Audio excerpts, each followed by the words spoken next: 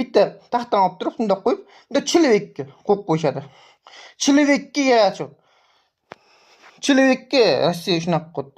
Unda kallasini bundoq qilyapti. Единственный в мире Amerikaga ham tushib, единственный в мире, Kitayda ham единственный в мире человечествоni Alloh yaratgan, qumdan yaratgan. Любой momentda zabirat qilishi mumkin. Bu 18+ emas bu. Просто не надо bu yoqda tashish. Hamma narsani Alloh yaratgan. Alloh o'zbeklarda bor. Butun mirni yaratgan, bizga adovat qilgan. Biz o'zimiz bayroqlarimizga ega bo'lgan, o'zimiz dinlarimizga ega bo'lgan. Lekin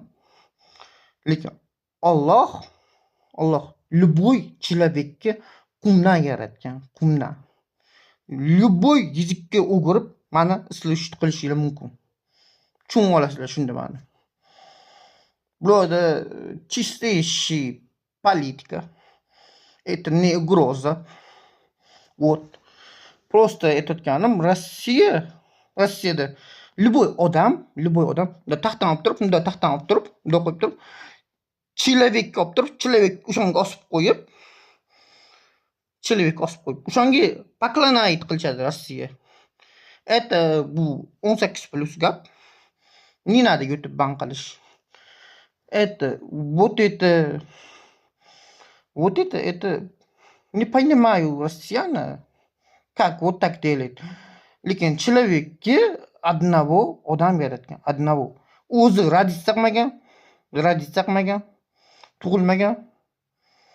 Lekin tepamizda Alloh odamni, человечествоni qumdan yaratib turib, raditsa qildirtirgan. Любой momentda jonni olishi mumkin odamni. Bu Alloh. Biz человечествоni qo'liga bergan mana shunaqa narsalarni yaratish uchun. Alloh. O't.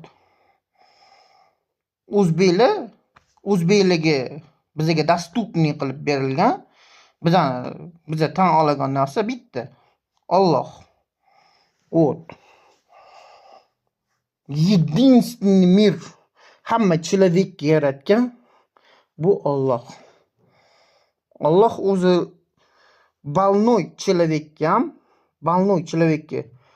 kasal bo'lib yotgan человекka ham tuzatishi mumkin Alloh. Xohlasa. Faqat biz bu narsani biz ko'rmaymiz. Вот. Просто так.